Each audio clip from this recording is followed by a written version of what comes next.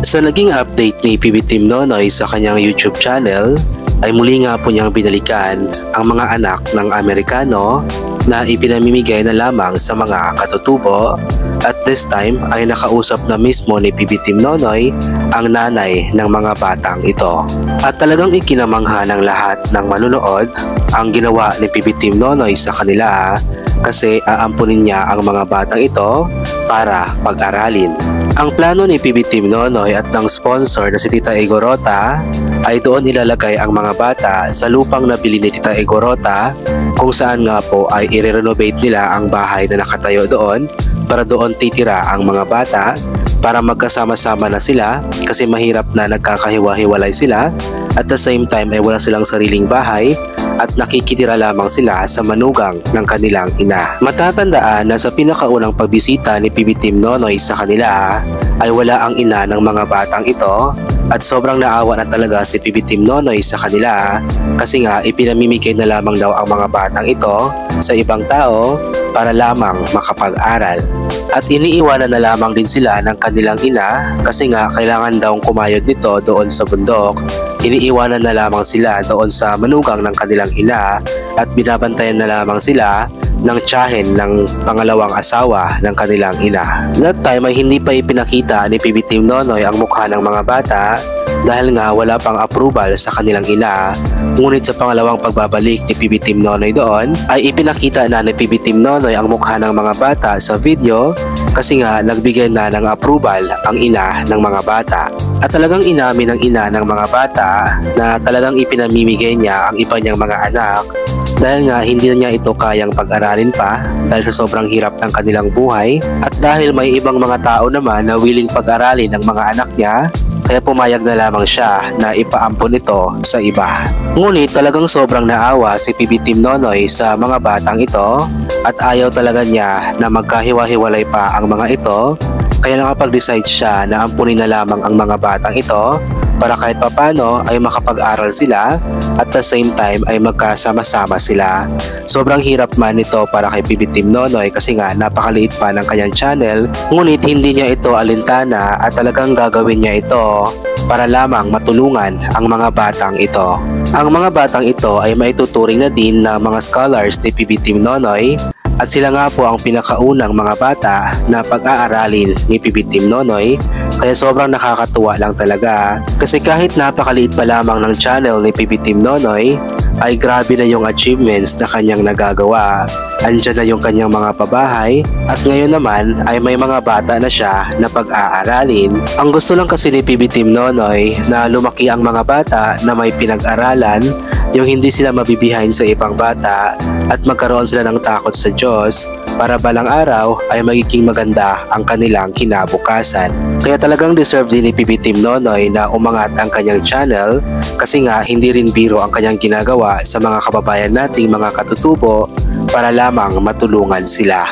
At sana nga ay may mga sponsors pa na tutulong kay PB Team Nonoy, lalong-lalo na pagdating sa pag-aaral ng mga batang ito, kasi kailangan na kailangan talaga ni PB Team Nonoy ng tulong ng mga sponsors kasi inuulit ko nga na napakaliit pa lamang ng kanyang channel at napakaliit pa lamang din ng kanyang kinikita sa YouTube. At pakiusap lamang natin sa mga batang ito na pag-aaralin ni PB Team Nonoy na sana nga ay mag-aral silang mabuti. Huwag nilang sayangin ang pagkakataon na ito na ibinigay ng Diyos sa kanila. Dapat ay gawin nila ang lahat na kanilang makakaya para magtagumpay, hindi lang para kay PB Team Nonoy o sa mga sponsors, kundi para sa kanilang sarili, para pagdating ng araw ay hindi sila mahihirapan. Kasi hindi habang panahon ay may tulong na darating sa kanila, kaya dapat ay magsikap sila para kapag wala ng tulong na darating sa kanila, ay kaya na nilang tumayo sa kanilang mga sariling paa. At bago lang po tayo magpapatuloy, ay huwag po sana nating kalimutang suportahan palagi ang mga videos na ina-upload ng Pugong Biyahero Team, especially ni Sir Pugong Biyahero, PB Team Nonoy, Mang Eli, PB Team Peter Paul, Teking Bombay at Madam Yola. Huwag po natin skip yung mga ads na lumalabas para may chance na mas malaki yung papasok na revenue na maaari nilang maitulong sa mga taong nangangailangan, lalong-lalo na sa mga kababayan nating mga katutubo. At paki-share din po sana ng mga videos na ina-upload ng lahat ng PB Teams Luzon, Visayas at Mindanao para mas marami yung makakapanood ng mga charity vlogs na kanilang ginagawa.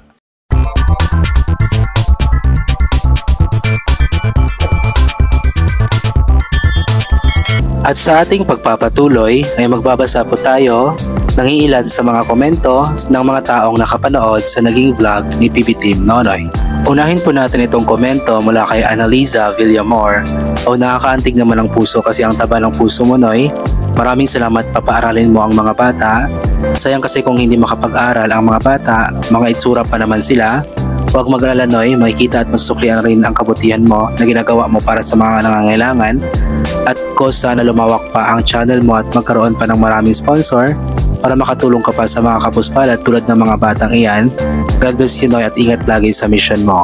Mula naman kay Benelda Malayo, God bless you always, Kuya Noy, Kuya Jessie, at yan din sa mga sponsors. Naway patuloy kayong ingatan at pagpalain ng ating Panginoon.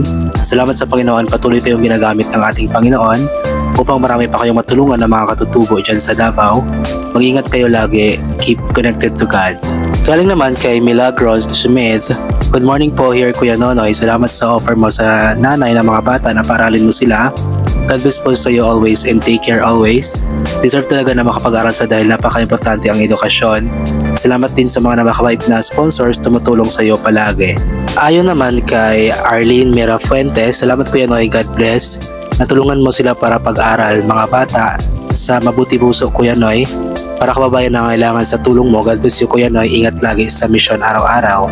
Sabi naman ni Emily Castro Mayor, salamat Kuya Noy, may mabuti ka talaga ng puso na makatulong sa mga nangangailangan. Ingat lagi, I pray na magkaroon sila ng mga sponsor, no skip ads. Mula naman kay John Lee Aquino, good afternoon sa inyo Kuya Nonoy, maraming salamat po at binalikan mo ang mga bata. Ganoon din po sa mga sponsor na nag-abot ng pagmamahal sa mga bata. More blessing to come, keep safe always. I love you all PB Team at sa mga sponsor nyo. Galing naman kay Lorna Tudlasan Channel, good morning Sir Noy, salamat naman na kukunin mo mga bata at ikaw na mag-guide sa kanila. Sayang kasi mga bata di makapag-aral. Ang ganda pa naman at salamat naman na pumayag ang nanay. Nakapapraktikal lang nanay para lang makaspool mga bata. God bless po Sir Noy.